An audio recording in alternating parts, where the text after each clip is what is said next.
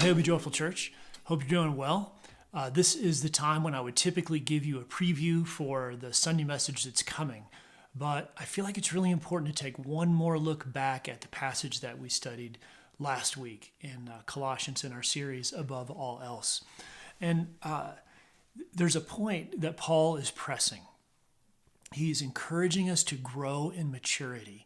And as we grow in maturity, we'll be able to weather the storms that come, especially the philosophies and the cultural things that we are so prone to lean towards when we need to dig more deeply into Jesus, into who he is, into the truth that is around him. But how do we become more mature? And he gave us a bit of a list of processes that are important to that. But here's one of the things that we talked about, but I think is so important, especially right now. Maturity in Christ means community with other believers. Let me say that again.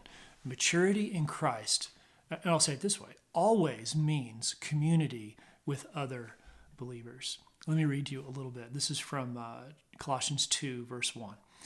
For I want you to know how great a struggle I have for you and for those in Laodicea, and for all those who have not seen me face to face, that their hearts may be encouraged, being knit together in love.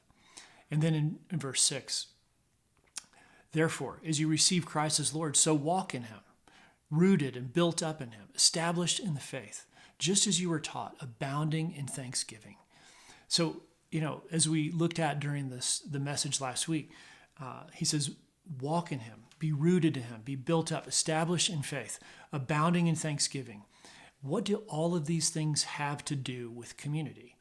Well, the important thing we need to note is that each of those words that are the action words in this are plural words.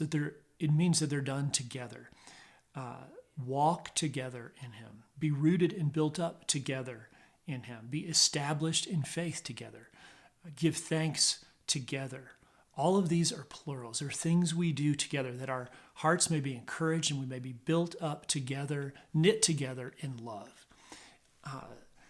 For a long time now, and for good reason, we've had a lot of isolation. We've gotten very used to isolation, being alone, just not interacting personally, especially on Sundays. But we need to find and develop community in Christ and follow him together. That's what we are designed for. The gospel is brought out most fully and only in reality in community.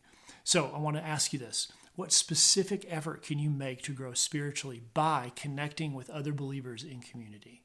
And how can you maybe make a step up from where you are? What's a risk you can take, a move you can make in order to find that community that helps you be knit together and love in the community of Christ? All right, give it some thought, and we'll get back together again soon. All right, see you.